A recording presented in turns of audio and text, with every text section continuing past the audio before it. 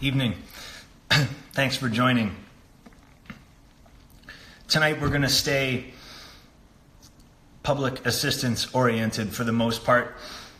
There's no rules against what we talk about or what we don't, but we haven't really given enough legs to this project, and a lot of people are hustling hard for it. So tonight we want to stay focused on that. Good to see you. Thank you very much. Hello. This would be much more fun, interactive. Something I learned is if you put up 2 sets of question requests in the story, the first ones get erased. So what we have for questions tonight is the second batch. Some of them are great. We'll pull those up in a little bit. But just to give a brief overview of what the Public Assistance Project is as a continuation of our process of excuse extermination. We give you the Wolf Brigade Public Assistance Project, predicated on our experience that simplicity does not need to separate from specificity, and that when properly aligned, the two can make anyone on earth a stronger and more capable version of themselves. This platform will give any and all with the want and will access to pieces of our process. Give. Outdoors, indoors, rain, sand, snow, needed to complete the assignments are simply strong-handled gallon jugs filled with whatever you choose. Resourcefulness, a non-modern attention span, and a desire to improve both physical condition and mental constitution. Conventional tools, kettlebell, dumbbell, may be used for this training, of course, but the point is they don't have to be. That's the short version of a slightly longer story. And now to get into who's been helping. Toronto was our flagship. Matt has been running it up there and is transitioning to a brick and mortar location for Atlantic Avenue Athletic Club, which we're so proud of and excited about. Santa Barbara, California, operational. Branford, Connecticut, operational. Visalia, California, brand new. The inaugural meeting for that is August 26th. And then honorable mentions, Vengeance in Nashville, someone that helped us focus group things and still uses pieces of it for their intake process. Anvil of Crom in Alaska. Farrell in Arcata, California. Use this as part of their movement reinforcement, on the move training, and basically just practice of excellent movement patterns. The game here was kind of help reclaim good sense and provable process in strength and conditioning. If you're looking at movement patterns and energy systems, and you're dissecting them correctly and with enough intent and effort, anything is valuable. The flip side of the coin that we found is, with as much crazy stuff as goes on in fitness, if you abandon those things, if you don't understand and optimize those things, anything else you're doing is substandard. So, learning stuff with a water bottle, whether it be light or heavy, is no different than learning it with a barbell or a kettlebell or a dumbbell, provided you understand what you're learning and why. So we've found and proven that even though a lot of these training days seem relatively simple, God, they're tough. With a moderate weight bottle, some of the public assistance days are some of the most challenging that I've constructed and that we've put in practice. So hats off to the people who risked it and are operating groups now. We think that number is going to improve. And I don't know, we don't really see a ceiling on it. Common sense and sound, hard basics are going to end up reclaiming the game. All this nerdery and goofy shit has gone on for a really long time, and people that make a lot of money on it because it's fun and flashy and all this kind of stuff, but people reach a point where they realize that what they're doing is just running in a hamster wheel. Well, some people never realize that for sure, but some do, and those are the ones that we seem to be reaching. So we're excited about that, and thank you for that, because already some of you are on here. Georgia and Florida are percolating.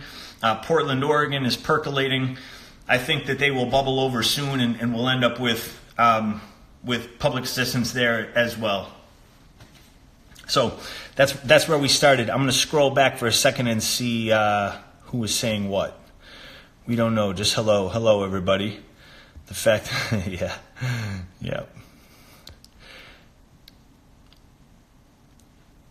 Al Bailey, thank you. Oh yeah, Bridget doing the get up. So we think on a really baseline foundational level, getting people off the ground in safe and organized ways is as important as any other lift or movement they can perform. That seems to just go without saying almost, but often overlooked because it's not super glamorous, and a lot of times if it doesn't work right away, people don't know how to get them there. We know how to get them there, and that's one of the things that you saw. So thank you. She kicked ass, and we tried to help where we could. Okay, we're caught up. So I'm going to kick these questions onto the screen. I apologize if I do this wrong. Looking forward to seeing you at Conclave. Yeah, great. Me too. Thank you. Again, apologies if I mess this up. Okay, so the questions are on my screen. I'm just going to read a couple of them, and some of them I apologize we lost because I ran this thing twice and I thought that it would accumulate them, but it just kicked them. The first one is, let's see this. Is public assistance a good strength program for competitive martial artists? Sure, of course. Everything we do is founded around the notion of moving with sound, positioning, violence of action, and transferability. If it doesn't translate to things besides itself, then it's a dead end in our view, and we wouldn't apply it. I came from action sports, I came from martial arts into strength and conditioning. I've mentioned many times in the past that I think that was an excellent path into strength and conditioning because I wasn't kind of relegated into that little box that most people that get into fitness are. My whole game was critical thinking it. I didn't want to be a weightlifter. I still don't. I don't give a fuck about that. I want people to move well and be strong and capable in any arena that they want. And in my opinion, of course, martial arts and fighting are some of the most difficult available. So yes, our training is well constructed for that. Thank you and good question.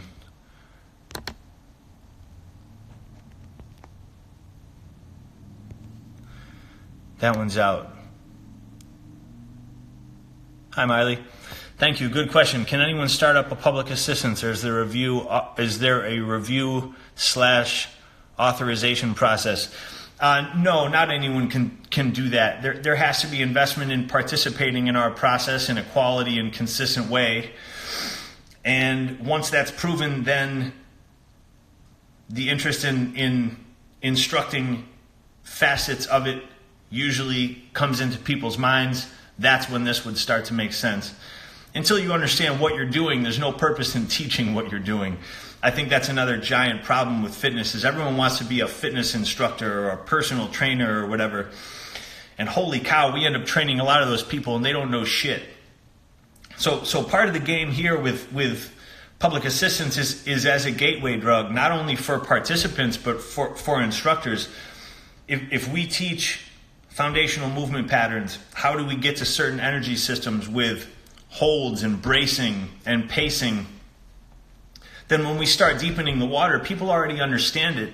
Toronto is a perfect example of that. Matt's someone that we've met on a still pretty recent basis, and he's been coming down here to train. Fortunately, Toronto's not far from here, and started learning, practicing the movements. He's a real physical guy anyway, and he's really intelligent, so he picked up what we were laying down immediately. and then started training it, and then started applying it with the public assistance strategies. And then now most recently, he was down a couple of weeks ago and taught a couple of classes with me as an assistant while he was here, and they were some of the highest quality classes I've seen. So it's a gateway drug both for participants and instructors. There's not a specific vetting process other than common sense and consistency. If you've never seen us, then of course you're not going to start anything that we do. That's not what we do, and that's not what we will ever do. We saw how wrong that has gone with the 19 million CrossFit affiliates out there. So yes, there's a process, but it's an accessible one because that's what we want. We want people doing this stuff. Thank you for the question. Sorry, I'm not great at navigating the question box. How often should I train, execute public assistance? Well, it depends, man. It's a loaded question. So if it's your primary training program, then use it as directed 3, 4, or 5 times a week. It's not pound for pound heavy enough where it's going to crush you like an early in the week heavy weightlifting day. If you're using it supplementally, then keep that towards the end of the week, or if you're doing something like training twice in one day, that would always be second if there's something heavier earlier. Use common sense. Enough is enough and too much is too much. The other thing you can do to stack the deck is start making heavier bottles. That changes the game immensely. Some of the duration-based holds, some of the movement standards that we hold to in the training days are extremely difficult when you start adding a heavier tool. So thank you for that.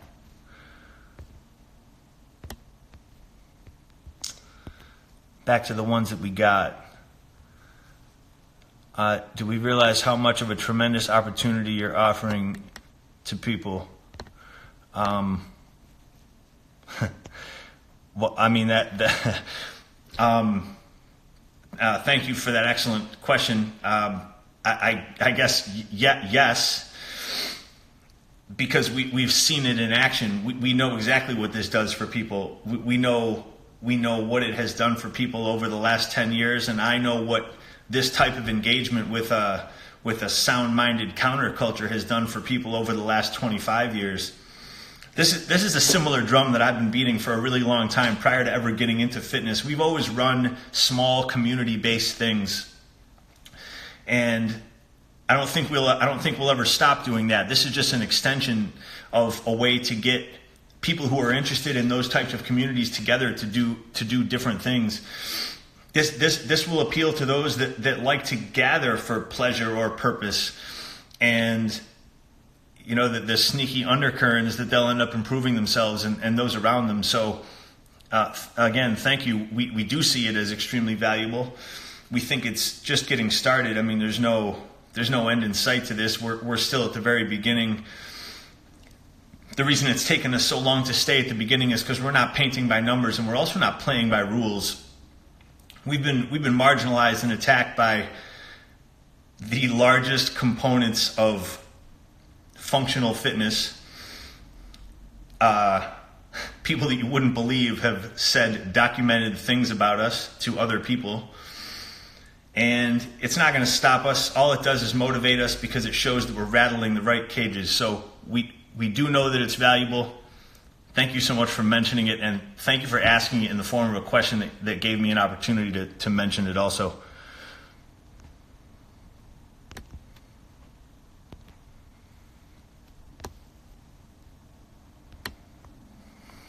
Hey man, do you need to pick up from day one, or can you pick up? Well, so thank you. Again, good question.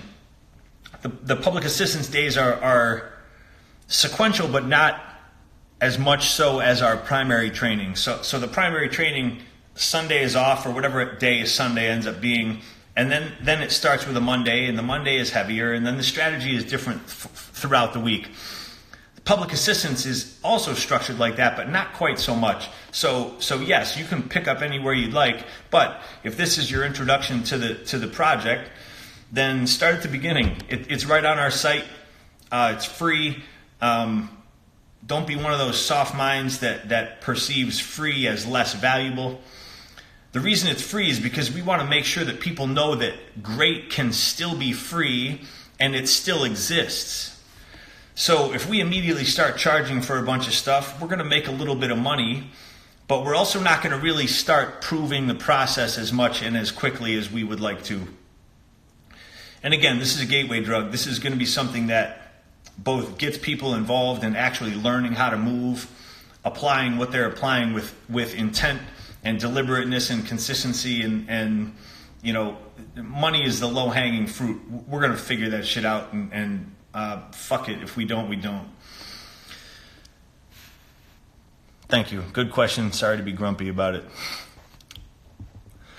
Where did we miss up here? Sorry, I'm going to scroll back for a second. Hello. Hello. Hello, Alec.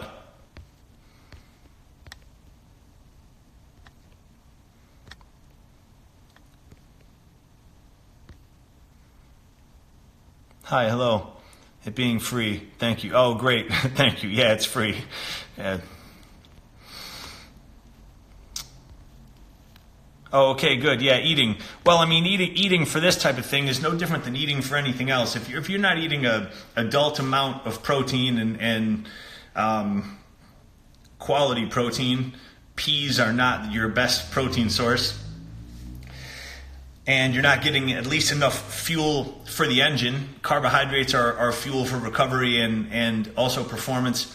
Protein is mandatory, and if you're not getting enough of it, you're not going to recover from any type of training. So as far as eating after, get some protein and carbs in there, you know, the same as you would after any type of training, especially if you're putting your full ass into it. And then beforehand is usually where people get tripped up. Often they'll eat too much, they'll eat too little, they'll eat too far, eat too close. The absolute simplest way that we break it down to people is for those that are eating carbs and doing mixed modality training, you got to eat something before that's going to fuel that training. If you're not eating carbs at all, you do what you want. But that's primarily structured for really, really heavy lifting. Very few people can get away with a lot of mixed modality training on an extremely low carb. I don't really want to get into arguing about that. We've just seen it go wrong for more people than we've seen it go well for. People that are lifting heavy and short and really paying every amount of attention to everything else can get away with it. For the most part, people need carbs to move. So make sure your balance is right, just the same as it would be with any training. Being strong is earned with the outside of training activities.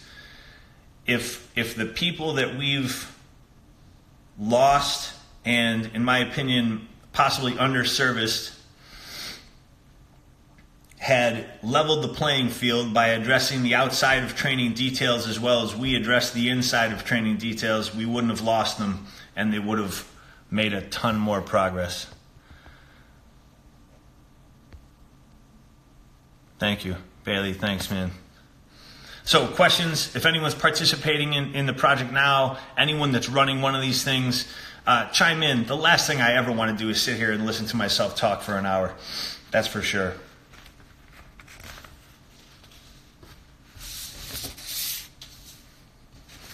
One thing that we hammer hard with this, especially with our main training program, of course, also, but especially with something like this, that to some of the heavier weightlifting guys that are sitting there smirking and shaking their fat heads, we caution against being the type of people that relegate training to ideal climates, perfect accessories.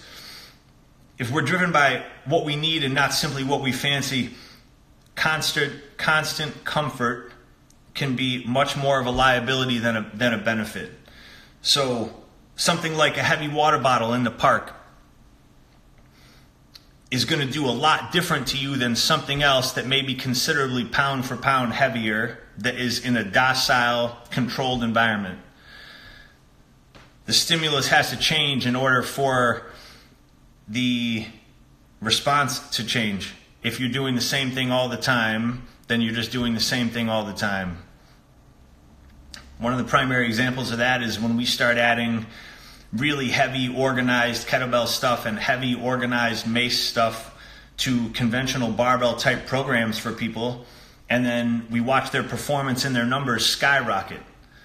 So you're just kind of repoking the beehive. If someone gets ultra efficient at something, then that efficiency can end up breeding a plateau. Plateau is a mystical word that I don't really believe in when it comes to training. But when you start changing the stimulus, that plateau magically somehow goes away, and public assistance falls right into that category.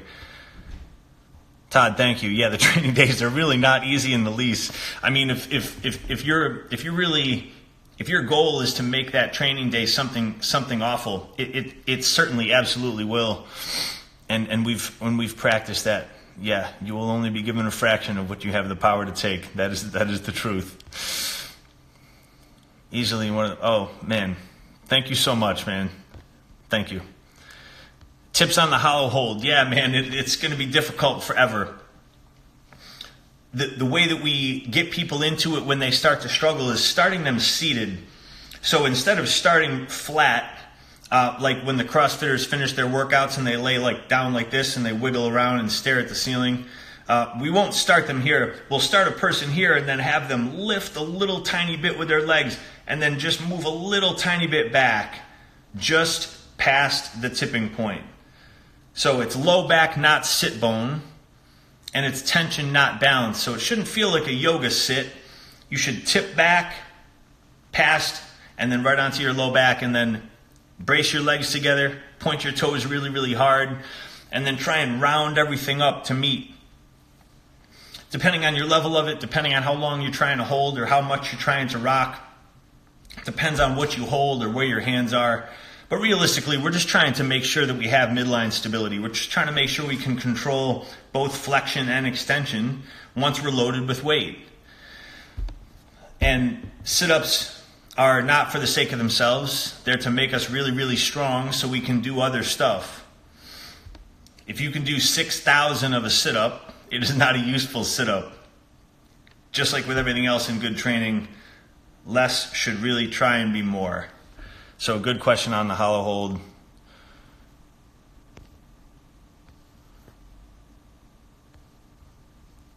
Hello, thank you. And Noel, thank you so much for today. Are there things you can substitute for kettlebells until kettlebells can be acquired for this? I'm going to pause and not answer that question sarcastically. So this project, this program is predicated on use of a water bottle that you can get anywhere on the face of the earth and fill with anything you want to make the weight that you want. Kettlebells are not necessary in any way, shape, or form for this.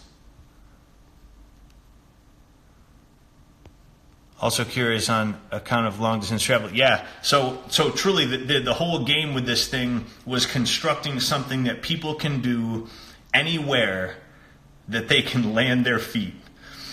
You can find something that is either a bottle or that looks and moves like a bottle anywhere that we have heard. And we have heard people coming from some crazy places.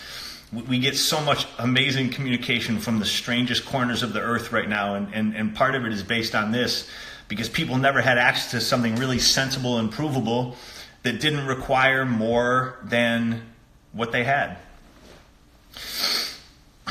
Excuse extermination. Excuse extermination. We don't want people to have any reason to not be strong. Let me read a tiny piece of this. As it was when the world was real, and in the parts of it that still are, physical strength and durability are a grave necessity. We deny the notion of have-nots in such a crucial realm and do all we can to ensure access to sound process for all we can.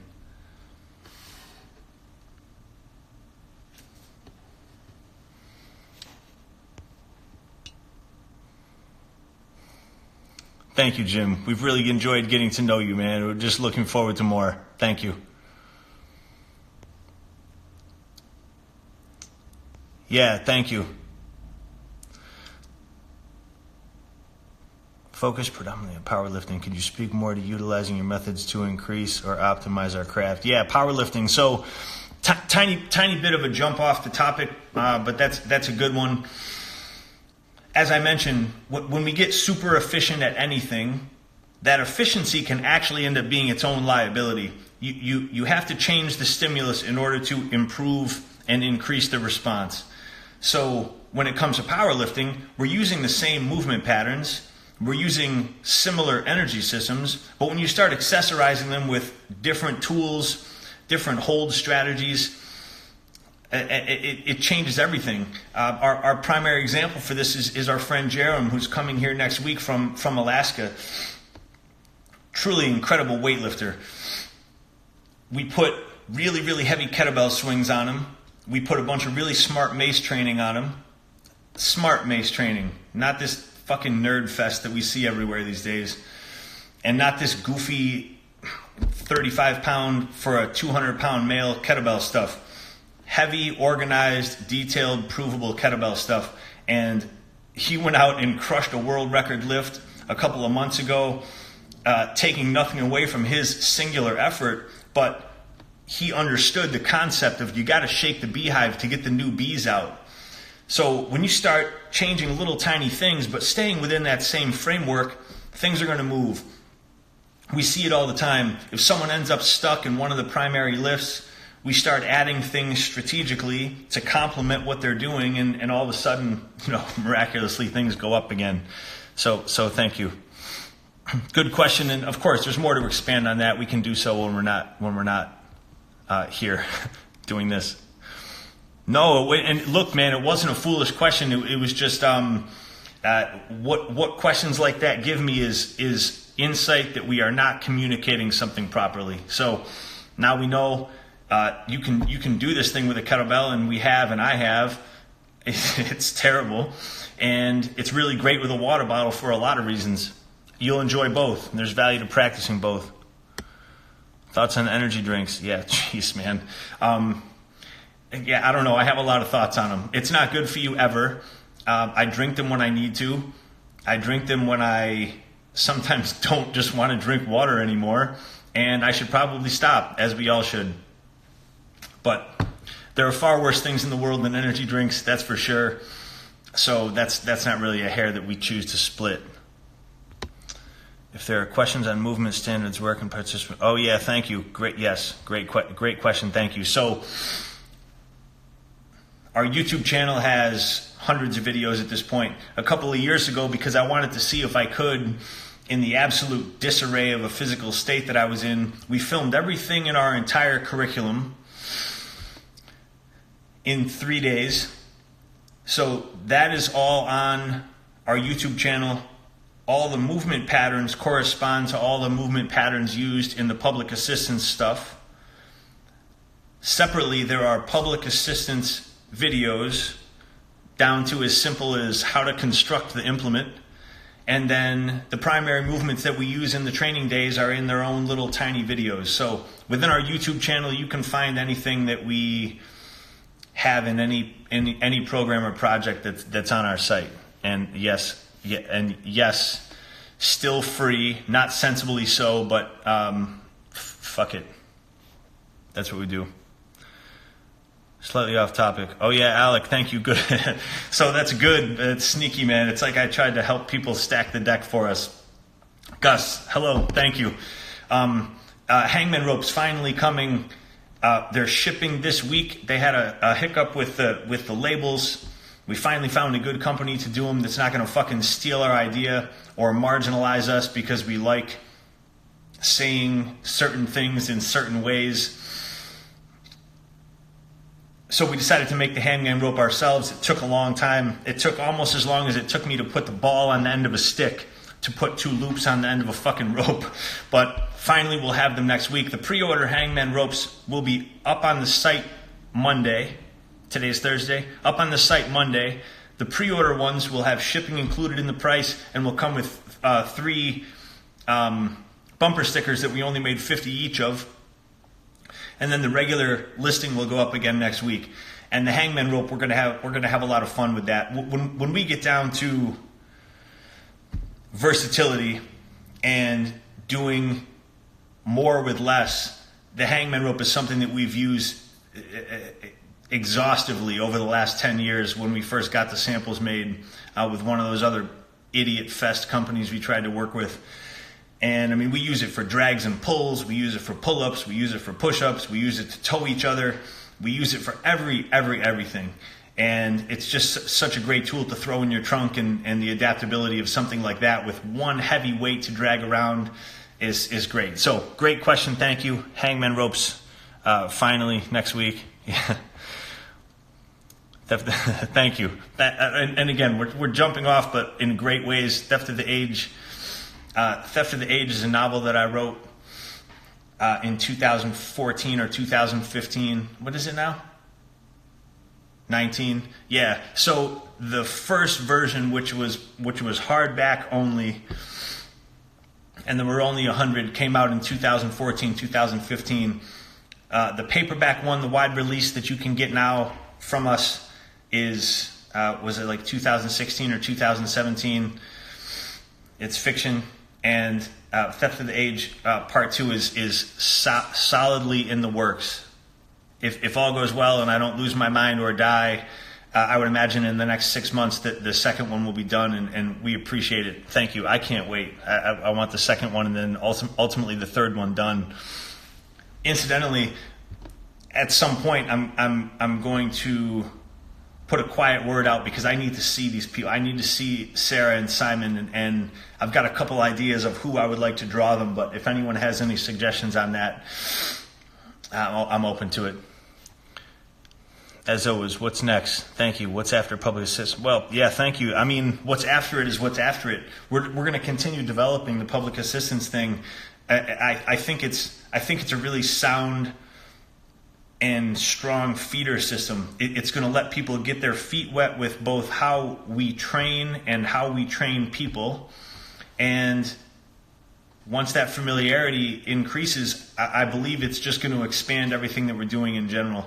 It has to. The amount of absolute nonsense in fitness, it's that train has got to come off the tracks.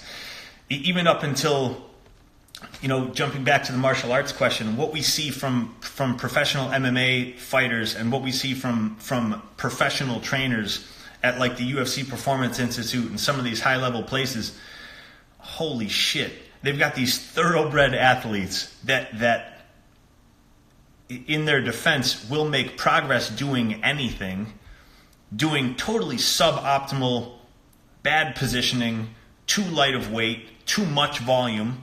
The goal with training people who are involved in other things should be using their training to fuel more and better of the other things.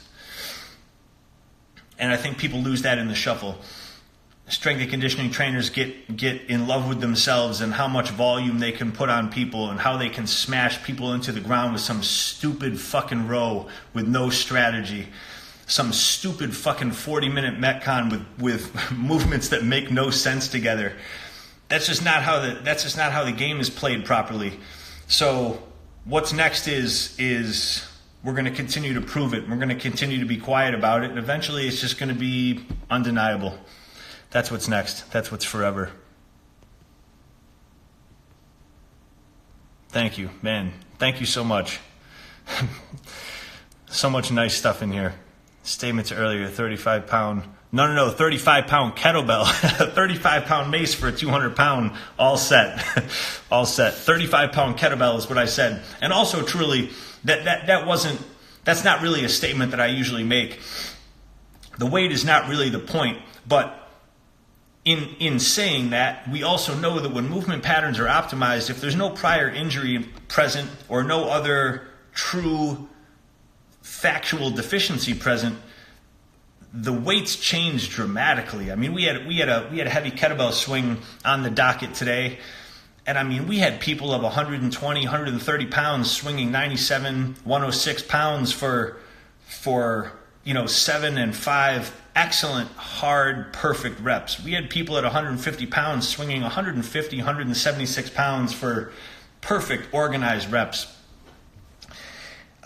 So yeah, the scale slides based on attention to detail and practice of positions. The mace Definitely lighter for sure. And to your question, someone that's done bodybuilding and strength sports, if your overhead position is great, then the mace can be correspondingly heavy. If it isn't, the mace can help you get back there. The mace lifting for strength training video that we did, it's one of the 2 paid ones that we did. That one can help reclaim position, and then still, even though it's a couple years old now, our definitive Mace 360 tutorial that sits on the YouTube is a perfect complement / supplement to that. So one will get you swinging and familiar with that type of like side to side stuff, and then the presses. No one's ever done that before with maces. The mace lifting for strength training video is in my opinion, really one of the unsung heroes of what we offer right now. It's improving everyone's movements here. It's improving everybody's pushing and pulling, because it's just ticks on the dial that we haven't ever been able to get at before properly. So my recommendation would be assess your overhead position, practice it with some presses, and you can even use sledgehammers and stuff if you need to, and then start swinging the mace with the tutorial that we did. I think you'll be really impressed with what a strong mace set of movements will do to even a banged up 17-year powerlifting body. Thank you for the question. Bodybuilding, sorry.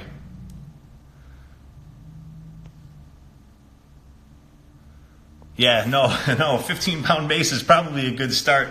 I mean, there's a lot you can get done with a 15-pound mace. I swing the 8-kilogram mace that I have more often than anything else.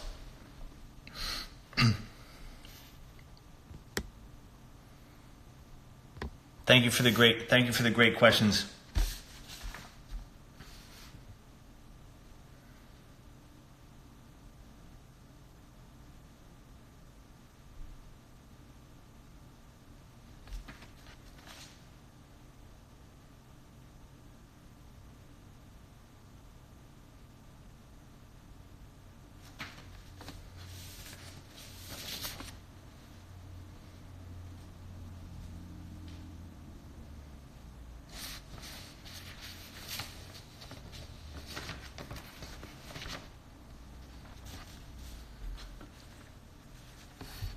From the Public Assistance Project Manifesto, this is not a diluted, opportunistic, this simple tool that we happen to sell is the new be-all, end-all of fitness. It's the opposite of that. Anything this simple will leave holes in the boat, but it will also patch just as many. More importantly, it will give a brand new vessel and perspective to many more.